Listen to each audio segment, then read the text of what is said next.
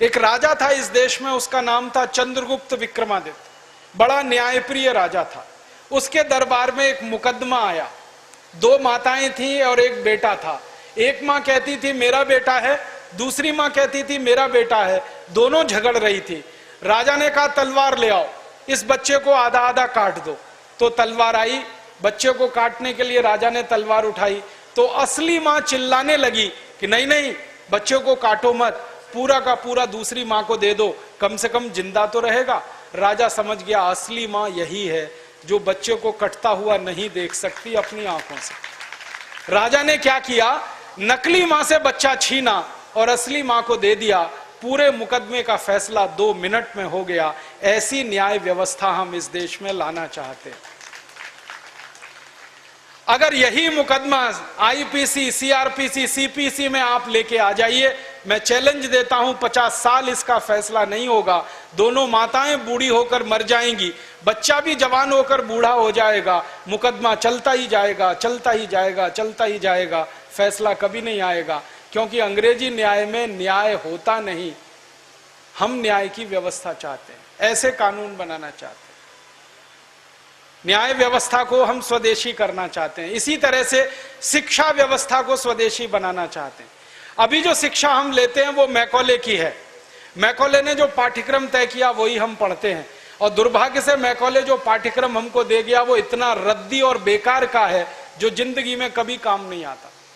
हम पढ़ते हैं, रटते हैं, कक्षा में जाकर उल्टी करते हैं। कॉपी पे लिखना माने उल्टी करना। 100 में से 96 नंबर ले आते हैं। अब उसका शहद लगा के चाटें तो क्या निकलता है उसमें से? 96 नंबर। जिंदगी में काम नहीं आती वो शिक्षा। मैं मेरा उदाहरण देता हूं, सालों साल मैंने पढ़ाई की, मेरा जीवन खराब किया। मैं नहीं पढ़ता तो बहुत अच्छा होता। जितने साल मैंने पढ़ाई की, जितना पैसा मेरे माता पिता ने मेरी पढ़ाई पे खर्च किया, जितना पैसा मेरे ट्यूशन पे मेरे माता पिता ने खर्च किया, अगर मैं पढ़ने नहीं जाता वो सब पैसा बचता और मैं उससे कोई धंधा और व्यापार करता तो करोड़पति होता। क्या पढ़ाई हुई है मेरी? मैंने बचपन में पढ़ा x + y whole square is equal to x square plus 2xy plus y square, x minus y whole square is equal to x square minus 2xy plus y square. अब मेरे समझ में नहीं आता कि करूं क्या इसका मैं मेरी जिंदगी में।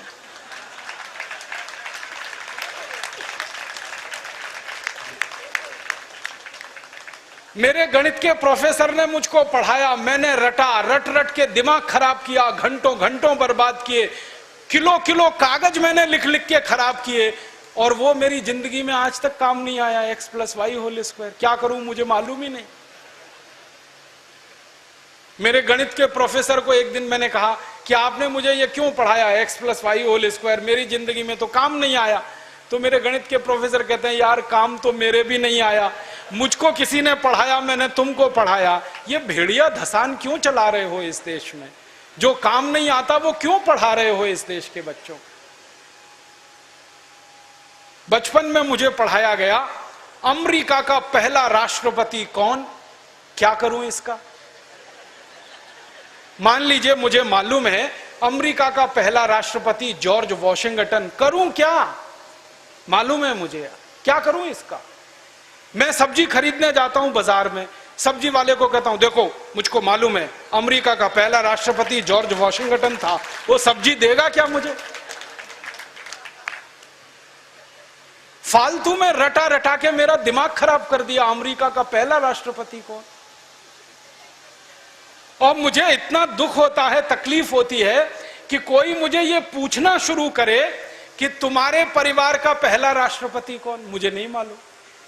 मेरे परिवार के राष्ट्रपति से मतलब मेरे दादा, दादा के दादा, दादा के दादा, दादा, कहीं से हमारा कुल शुरू हुआ ना, तो मेरे कुल का पति माने मेरा पहला पिता, वो कौन नहीं मालूम। और अमेरिका का पहला राष्ट्रपति मालूम है। और मुझे तो इतना दुख होता है कि अमेरिका का पहला ही राष्ट्रपति नहीं मालूम, 250 राष्ट्रपति मालूम है मुझे उनके, और मेरे कुल के 2.5 आदमी के नाम नहीं मालूम मुझे। मेरे पिताजी का नाम मालूम है, उनके पिताजी का, उसके आगे बढ़ता हूं तो सब ब्लैंक हो जाता है, याद ही नहीं मुझे। क्या करना है ऐसी शिक्षा से? काम की क्या है ये? बचपन में मुझको पढ़ाया कनाडा का क्लाइमेट कैसा, कनाडा का, भारत का नहीं, कनाडा का। कनाडा की जलवायु क्या है, क्या करूं उसका, कनाडा की जलवायु का। मैं तो कभी कनाडा जाने वाला नहीं, कनाडा मेरे घर में कभी आने वाला नहीं, उसकी जलवायु पढ़ के करना क्या है।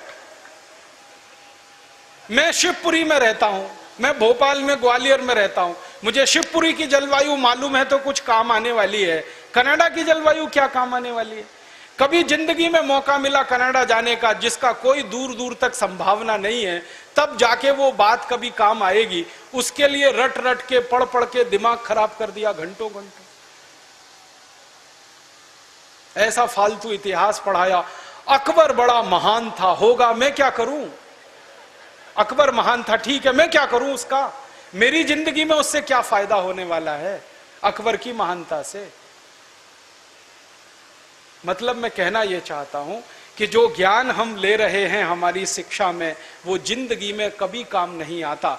आप ईमानदारी से अपने बारे में एक दिन ये करना, मेरी बात है इसलिए नहीं, आपने जो जो पढ़ा है अपनी जिंदगी में याद करो, उसमें से कितना आपके काम आया।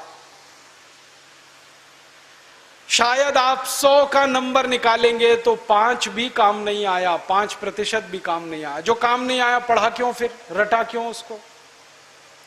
और आप ऐसे सोचो, दूसरा उल्टा सोचो कि हमने जितना पढ़ा वो कितना हमें याद है। याद उतना ही रहेगा जो रोज काम आता है, बाकी कचरे को दिमाग निकाल के ऐसे ही फेंक देता है। जो याद ही नहीं रहे और काम नहीं आए, उसको पढ़ना और पढ़ाना क्यों। तो मैंने सोचा कि शिक्षा व्यवस्था बदलना बहुत जरूरी है। हमारे बच्चों के ऊपर इतना बोझा हो गया है, इस बोझे ने बच्चों को खत्म कर दिया।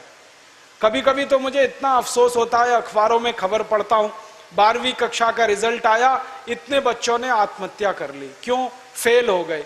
बच्चे थोड़ी फेल हुए हैं, परीक्षा की पद्धति फेल हुई है हमारी, बच्चे फेल नहीं हुए।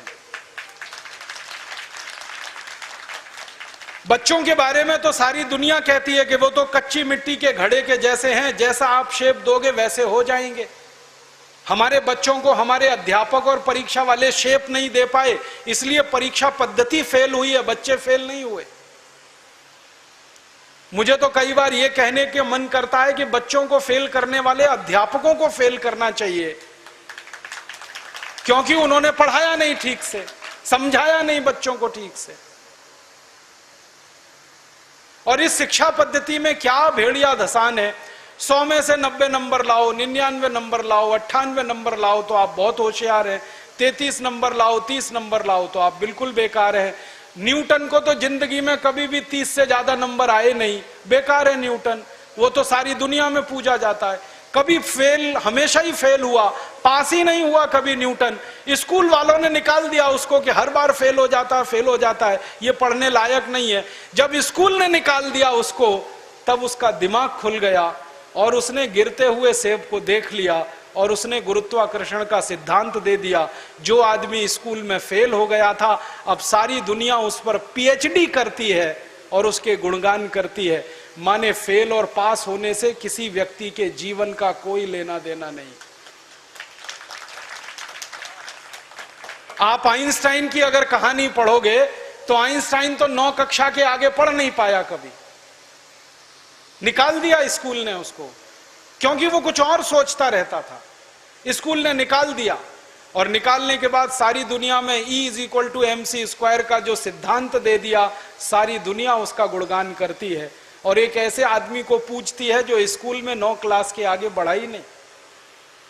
मतलब मैं कहना चाहता हूं, 9 पढ़ जाए, 10 पढ़ जाए, 12 पढ़ जाए, 16 पढ़ जाए, इससे कुछ लेना देना नहीं। ज्ञान जो है ना, डिग्रियों से नहीं तौला जाता है। ज्ञान अलग चीज है, डिग्रियां बिल्कुल अलग चीज है। मैं तो इसी देश की कहानी देखता हूं। धीरूभाई अंबानी 9 क्लास फेल हो गया, पेट्रोल पंप पे नौकरी करना शुरू किया और रिलायंस नाम का एक एम्पायर खड़ा कर दिया जो सारी दुनिया में 4.5 लाख करोड़ का है। 9 क्लास फेल आदमी 4.5 लाख करोड़ का एम्पायर खड़ा करके छोड़ गया। इसका माने ज्ञान का डिग्री से कोई संबंध नहीं है। घनश्याम दास बिरला 4 क्लास पढ़े, स्कूल और गांव छोड़कर निकल गए, लोटा लेकर कलकत्ता पहुंच गए, और इतना बड़ा खानदान बना दिया बिरला एम्पायर, जो आज लाखों करोड़ का है। 4 क्लास पास आदमी ने किया। बिरला जी कहा करते थे कि क्लास पास करना कोई महत्व की बात नहीं है जीवन की तुलना में। तो हम जीवन को जीने वाली शिक्षा हमारे विद्यार्थियों को दें, ऐसी शिक्षा व्यवस्था हम बनाएं जिसमें डिग्री का महत्व ना हो, ज्ञान का महत्व हो, परीक्षा का महत्व ना हो, सीखने का महत्व हो, पढ़ाने का महत्व नहीं हो, सिखाने का महत्व हो। अध्यापक भी सीखें, विद्यार्थी भी सीखें, दोनों सीखने की प्रक्रिया में आगे बढ़ें। ऐसी एक शिक्षा व्यवस्था हम बनाना चाहते हैं। और ये पूरी शिक्षा व्यवस्था मातृभाषा पर आधारित होगी, ये अंग्रेजी पर आधारित नहीं होगी। अंग्रेज आए तो अंग्रेजी आई, अंग्रेज गए तो अंग्रेजी चली जानी चाहिए थी। क्यों हमने रख लिया इस अंग्रेजी को? अंग्रेजी में पढ़ाते हैं अपने बच्चों को, मार मार के सिखाते हैं, बच्चे बेचारे अक्सर उसमें फेल हो जाते हैं। हिंदुस्तान के बच्चे गणित में पास होते हैं, भौतिकी में पास होते हैं, रसायन में पास होते हैं, अंग्रेजी में फेल हो जाते हैं। होना ही चाहिए उनको अंग्रेजी में फेल, क्योंकि अंग्रेजी विदेशी भाषा है। मुझे आप एक अंग्रेज बताइए और दिखाइए जो हिंदी में पास हो जाए, तो मैं अंग्रेजी में पास होकर दिखा सकता हूं। जब कोई अंग्रेज हिंदी में पास नहीं हो सकता, तो हम भारत के विद्यार्थियों से क्यों अपेक्षा कर रहे हैं कि वो अंग्रेजी में पास हो? और अंग्रेजी भाषा नहीं है पास होने लायक, ये तो भाषा ही रद्दी है। इस भाषा का इतिहास जब मैंने पढ़ा, 5वीं शताब्दी में तो ये भाषा आई, माने मुश्किल से 1500 साल पुरानी है। हमारी भाषा तो करोड़ों साल पुरानी है। संस्कृत, हिंदी, मराठी, तमिल, तेलुगु, कन्नड़, मलयालम, ये तो 1500 साल पुरानी है। और दुनिया की सबसे रद्दी भाषा है अंग्रेजी, जिसकी कोई अपनी व्याकरण नहीं है जो शुद्ध हो और ठीक हो। आपको एक उदाहरण देता हूं। अंग्रेजी में एक शब्द है PUT, पुट, BUT, तो PUT पट होना चाहिए। CUT कट, BUT बट, तो PUT पट। अगर PUT पुट तो CUT कुट, BUT बुट, यही होना चाहिए ना। क्या मूर्ख लोगों की भाषा है, ग्रामर ही नहीं है। और परम मूर्खता की भाषा ये अंग्रेजी। एक शब्द है अंग्रेजी में, उसमें कहते हैं केमिस्ट्री, CHEMISTRY, केमिस्ट्री। तो यहां पे CH जो है ना का हो गया, ठीक है। तो केमिस्ट्री में CH का हो गया, तो चोपड़ा में कोपड़ा होना चाहिए। CHOPARA है ना, उसको चोपड़ा क्यों कहते हैं? कोपड़ा कहो। और CHOPARA को चोपड़ा कह रहे हो तो CHEMISTRY को चेमिस्ट्री कहो। फिर एक जगह CH का है, एक जगह CH चा है, कुछ समझ में ही नहीं आता क्या इनका हिसाब किताब है। मूर्खों की भाषा है ये अंग्रेजी। और इस भाषा की कितनी बड़ी कमजोरी है। अंग्रेजी में एक शब्द है SUN, माने सन, माने सूरज। अब किसी भी अंग्रेज माई के लाल को मेरी चुनौती है कि इसका दूसरा शब्द अंग्रेजी में से निकाल के लाए। SUN का पर्यायवाची है ही नहीं, लाएंगे कहां से? पूरी अंग्रेजी में सन का पर्यायवाची नहीं है, माने दूसरा शब्द नहीं है जो सूर्य को बता सके।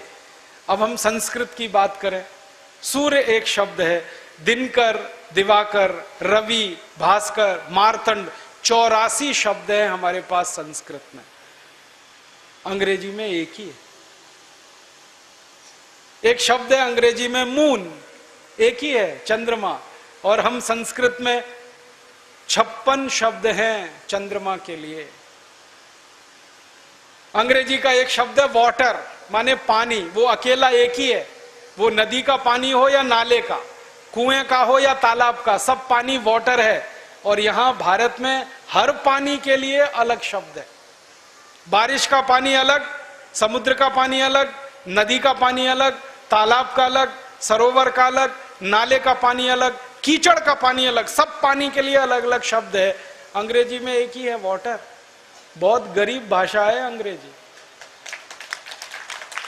शब्द ही नहीं है उनके पास। कितने गरीब हैं, चाचा भी अंकल, मामा भी अंकल, मौसा भी अंकल, फूफा भी अंकल, फूफा का फूफा भी अंकल, मौसा का मौसा भी अंकल, कोई शब्द ही नहीं है अंकल के अलावा।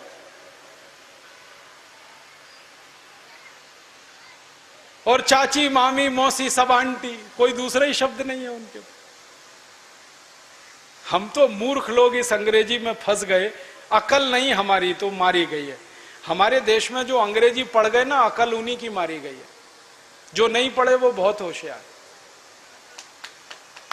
पता है, मैं कुछ लोगों के घरों में जाता हूं। मैंने जिंदगी में एक नियम बनाया, वो नियम यह है कि होटल में खाना नहीं खाऊंगा, होटल में ठहरूंगा नहीं।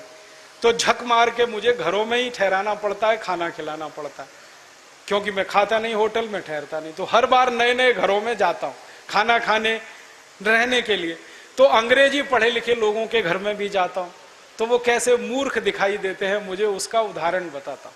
वो ना तो अंग्रेज है ना तो हिंदुस्तानी है, खिचड़ी है बीच की।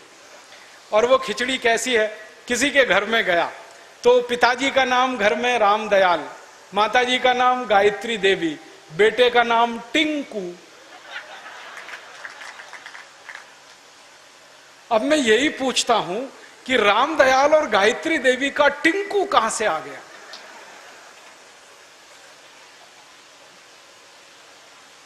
फिर मैं उनको पूछता हूं, आपको मालूम है टिंकू का अर्थ क्या है? उनको नहीं मालूम। नाम रख लिया बच्चे का टिंकू, अर्थ नहीं मालूम। ऐसे मूर्ख लोग, अर्थ मालूम नहीं, नाम रख लिया टिंकू टिंकू टिंकू। फिर डिक्शनरी खोल के दिखाता हूं उनको। अंग्रेजों की सबसे पुरानी डिक्शनरी है वेबस्टर डिक्शनरी। उसमें टिंकू का अर्थ है आवारा लड़का।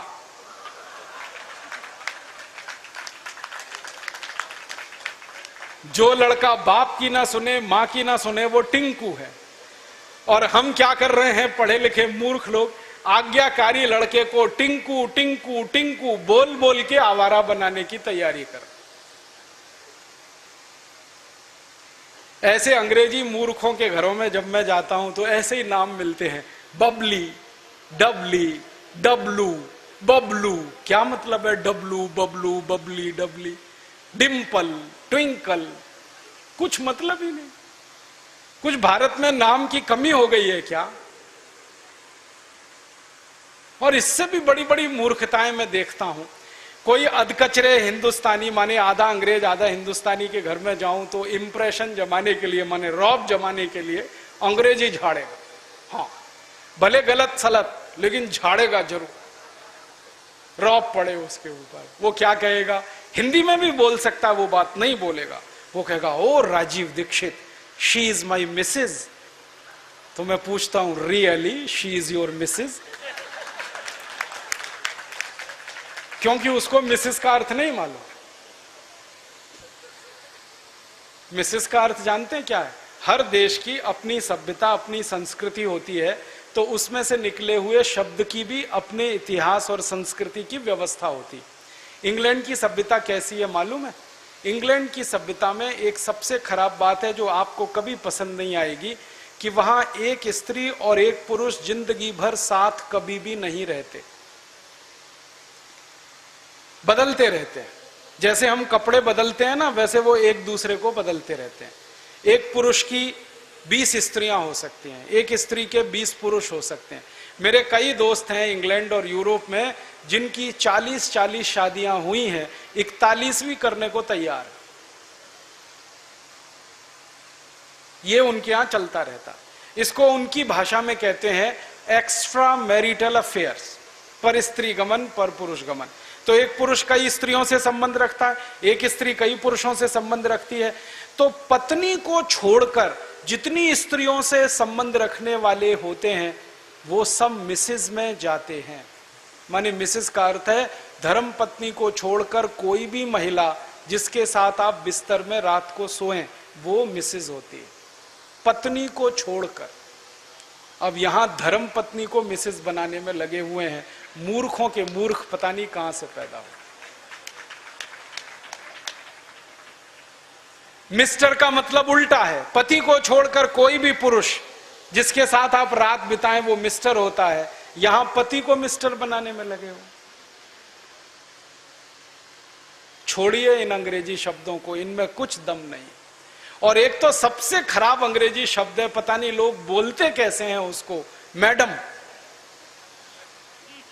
आप जानते हैं मैडम कौन होता है? यूरोप में अंग्रेजों की संस्कृति में जहां पर परस्त्री गमन होगा वहां वैश्यावृत्ति होने वाली है कि नहीं? परस्त्री गमन, परपुरुष गमन, वैश्यावृत्ति चरम पर होगी। तो वैश्याएं जो अपने कोठों को चलाती हैं, अपने वैश्यावृत्ति के काम में लगी हुई वैश्याओं की जो प्रमुख वैश्या होती है उसको मैडम कहते हैं।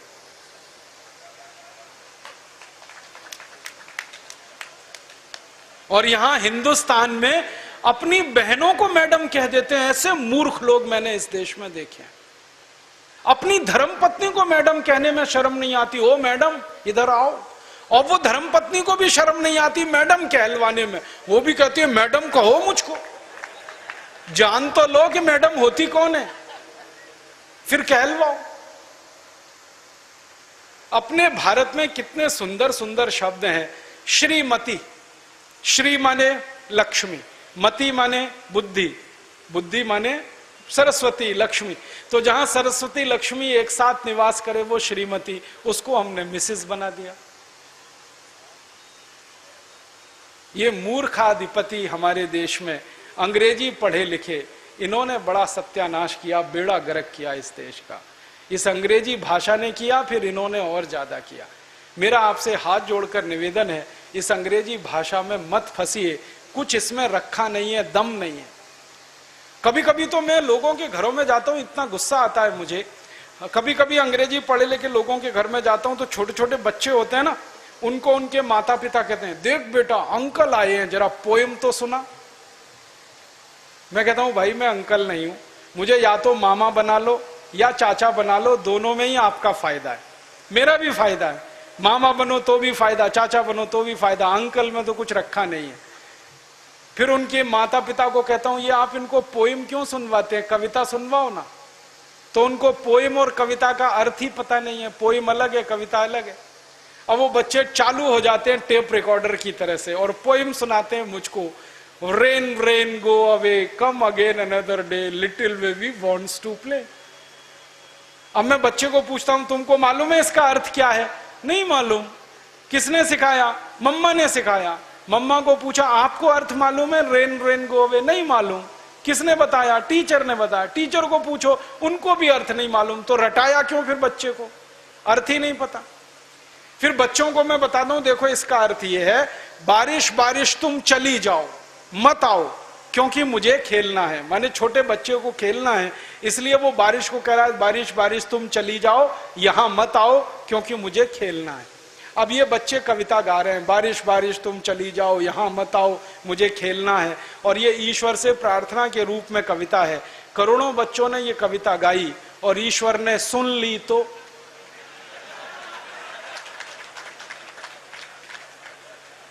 बारिश को वापस बुला लिया। तो क्या होने वाला है? बारिश नहीं होगी। बारिश नहीं होगी तो सूखा पड़ेगा। सूखा पड़ेगा तो आप भी भूखे मरेंगे, मैं भी मरूंगा, किसान भी मरेंगे। इतनी अकल नहीं है हमको, ये रेन रेन गो अवे कितनी खतरनाक चीज है। हमारे भारत में 60% खेती बारिश पर होती है, 40% खेत में ही सिंचाई की व्यवस्था है। जब 60% खेती बारिश पर हो तो बारिश ज्यादा होनी चाहिए इस देश में। ऐसी कविताएं हम बच्चों को क्यों नहीं सिखाते? लेकिन वो कविताएं मातृभाषा में हो सकती हैं, अंग्रेजी में नहीं हो सकते। मैं एक मराठी मातृभाषा की कविता सुनाता हूं आपको, अर्थ बहुत सीधा है उसका। वो कविता है, ये रे पाऊसा तुला देतो पैसा, पैसा झाला खोटा पाऊस आला मोठा। ये रे माने आओ आओ, जल्दी जल्दी बारिश तुम आओ। पाऊसा माने बारिश। मराठी में कह रहे हैं बारिश बारिश तुम जल्दी जल्दी आओ, नहीं आओ तो मैं पैसा देने को तैयार हूं, तुम आ जाओ क्योंकि मुझे बारिश की जरूरत है, क्योंकि खेत को पानी की जरूरत है, क्योंकि 60% खेती बारिश पर आधारित है। तो भारतीय कविता बारिश को बुलाने वाली होती है और अंग्रेजी कविता बारिश को भगाने वाली होती है। क्योंकि इंग्लैंड में मौसम खराब रहता है, कभी भी बारिश आती है, इसलिए वहां के बच्चे कहते हैं रेन रेन गो अवे, क्योंकि बारिश का कोई भरोसा नहीं। इंग्लैंड में 3 W होते हैं जिनका भरोसा नहीं होता। वेदर माने मौसम, कभी भी बदल जाएगा। दूसरा W वाइफ, उसका बिल्कुल भरोसा नहीं, सवेरे आपकी है, शाम को किसी और की है, कल किसी और की है, परसों किसी और की है। और तीसरा W होता है वर्क, जिसका कोई भरोसा नहीं। 20 साल आप किसी के यहां नौकरी कर रहे हैं, एक दिन में पिंक स्लिप देगा, भगा देगा। तो वाइफ, वेदर, वर्क का भरोसा नहीं। भारत में ये तीनों ही पक्के। वेदर तो एकदम पक्का है इस देश। बारिश में बारिश होगी, सर्दी में सर्दी होगी, जाड़ों में जाड़ा पड़ेगा, शरद में शरद होगा, बसंत में बसंत आएगा। वेदर एकदम पक्का है। और वाइफ तो सबसे ज्यादा पक्की है, 7-7 जन्म तक साथ नहीं छोड़ती। इतनी पक्की वाइफ तो दुनिया में कहीं नहीं। और वर्क भी पक्का है इस देश। तो यहां तो बिल्कुल उल्टा मामला है।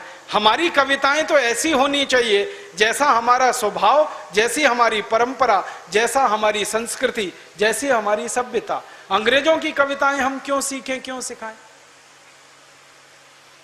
तो ये मूर्खता बंद करिए अपने जीवन से। ये अंग्रेजियत का भूत उतार दीजिए अपने जीवन। व्यक्तिगत बातचीत में अंग्रेजी के शब्दों का प्रयोग कम से कम करिए, कम से कम करिए। रौब मत झाड़िए दूसरों पर अंग्रेजी बोलकर। गलत सलत तो बिल्कुल मत बोलिए, टांग मत तोड़िए अंग्रेजी की। उनकी भाषा है, उनको मुबारक हो। और इस भाषा के बारे में 2-3 गलतफहमियां दिमाग से निकाल दीजिए। अंग्रेजी अंतर्राष्ट्रीय भाषा नहीं है। 200 देश हैं, उनमें से सिर्फ 14 देशों में अंग्रेजी चलती है, बाकी कहीं अंग्रेजी नहीं। फ्रांस में फ्रेंच है, जर्मनी में जर्मन है, रूस में रशियन है, जापान में जापानीज है, चीन में चाइनीज है, हॉलैंड में उनकी अपनी भाषा है, डेनमार्क में डेनिश है। सब देशों की अपनी भाषाएं हैं। अंग्रेजी सिर्फ उन्हीं देशों में है जो अंग्रेजों के गुलाम थे। Australia, New Zealand, Canada, Bharat, Pakistan, Bangladesh, America, ये सब अंग्रेजों के गुलाम देश हैं, इसलिए अंग्रेजी, बाकी नहीं है। और अंग्रेजी दुनिया की सबसे रद्दी भाषा है क्योंकि शब्दों की संख्या सबसे कम है और व्याकरण इसका सबसे ज्यादा मूर्खता वाला है। यूनाइटेड नेशंस में भी अंग्रेजी नहीं चलती, वो फ्रेंच में काम करते हैं। एक बार मैंने पूछा उन लोगों को कि आप अंग्रेजी में काम क्यों नहीं करते, उन्होंने कहा बेकार भाषा है। फ्रेंच में क्यों काम करते हैं, वो कहते हैं बहुत वैज्ञानिक भाषा है। मैं पूछा फ्रेंच की वैज्ञानिकता क्या है, तो उन्होंने मुझे इतनी गहरी बात कही। उन्होंने कहा कि फ्रेंच में शब्द रूप और धातु रूप दोनों अलग अलग हैं। तो मैं पूछा ये कहां से आपने सीख लिया? उन्होंने कहा ये हमने संस्कृत से सीख लिया, क्योंकि संस्कृत में शब्द रूप और धातु रूप अलग अलग। संस्कृत दुनिया की सब भाषाओं की मां है, इसलिए संस्कृत सीखिए, लोगों को सिखाइए। संस्कृत बोलिए, लोगों को बुलवाइए। हिंदी सीखिए, हिंदी सिखाइए। मराठी, तमिल, तेलुगु, कन्नड़ सीखिए, सिखाइए। इस अंग्रेजी की टांग मत तोड़िए। फिर आप बोलेंगे जी दुनिया में व्यापार करना है तो अंग्रेजी चाहिए। बिल्कुल नहीं चाहिए। जापान के लोग सारी दुनिया में व्यापार करते हैं जापानीज में, जर्मनी के लोग सारी दुनिया में व्यापार करते हैं जर्मन में, रूस के लोग सारी दुनिया में व्यापार करते हैं रशियन में। अगर वो ये सब कर सकते हैं तो हम भी कर सकते हैं हिंदी में और संस्कृत में। अंग्रेजी सिर्फ उन्हीं लोगों को सीखनी चाहिए जो इंग्लैंड जाएं, और जब जाएं वीजा मिले तो सीख लेना। अभी से क्यों दिमाग खराब कर रहे हो अपना? और इंग्लैंड जाने का वीजा 115 करोड़ को तो मिलने वाला है नहीं, तो जबरदस्ती बचपन से क्यों सिखा रहे हो इन सबको? और इसका सबसे बड़ा दुष्परिणाम जानते हैं क्या होता है? जब मार मार के किसी बच्चे को आप अंग्रेजी सिखाते हैं, उसकी जिंदगी का 6 गुना समय आप बर्बाद कर देते हैं। जो बात बच्चा मातृभाषा में 1 घंटे में सीखता है, वही बात अंग्रेजी में सीखने में 6 महीने लग जाते हैं उसको। कितना समय बर्बाद किया आपने उसका? मैंने एक दिन हिसाब निकाला, सारा पाठ्यक्रम हम हिंदी में कर दें, मातृभाषा में कर दें, तो इंजीनियरिंग की पढ़ाई 2 साल में हो जाती है। मेडिकल की पढ़ाई 1.5 से पौने 2 साल में हो जाती है। इतना समय हम बचा सकते हैं। पहली कक्षा से 12वीं कक्षा तक अंग्रेजी हटा दी जाए तो जितना 12 साल में हम बच्चों को सिखाते हैं वो 2 साल में सिखा सकते हैं। समय बचा सकते हैं, पैसा बचा सकते हैं, तनाव कम कर सकते हैं दिमाग का। इसलिए हम चाहते हैं कि पूरी शिक्षण व्यवस्था इस देश में मातृभाषा में हो, बचपन से लेकर उच्च शिक्षा तक। और अंग्रेजी का प्रयोग इस देश में खत्म हो, चाहे वो सुप्रीम कोर्ट में चाहे हाई कोर्ट में। अगर सुप्रीम कोर्ट में हम मुकदमा करें तो मैं हिंदी जानता हूं, जज को भी हिंदी आनी चाहिए, और जज अगर हिंदी नहीं जानता तो उसको सुप्रीम कोर्ट में लाने की जरूरत क्या है? जिनको हिंदी आती है उनको जज बनाओ, और जिनको हिंदी आती ही नहीं है, सिर्फ अंग्रेजी जानते हैं, उनको सबको लंदन भेजो, इंग्लैंड भेजो। वो इस देश के किस काम के हैं? पैसा हिंदी वासी लोगों के खून पसीने की कमाई के टैक्स का लेंगे और न्याय अंग्रेजी में देंगे। ये कौन सी व्यवस्था? न्याय भी हिंदी में देना पड़ेगा। वादी को हिंदी आती है, प्रतिवादी को हिंदी आती है, जज को भी हिंदी आनी ही चाहिए। क्यों नहीं आनी चाहिए? भारत में नहीं आएगी तो किस देश में आएगी? तो न्याय व्यवस्था में हिंदी, प्रशासन व्यवस्था में हिंदी, संसद में भी हिंदी होनी चाहिए। मुझे तो बहुत नेताओं पर क्रोध आता है, वोट मांगने के लिए जब वो आते हैं तो मातृभाषा में आपसे बात करेंगे, गधे को बाप बनाएंगे। संसद में चुनकर ही पहुंचते हैं तो गिटपिट अंग्रेजी बोलना चालू कर देते हैं। किसके लिए संसद चलाते हैं?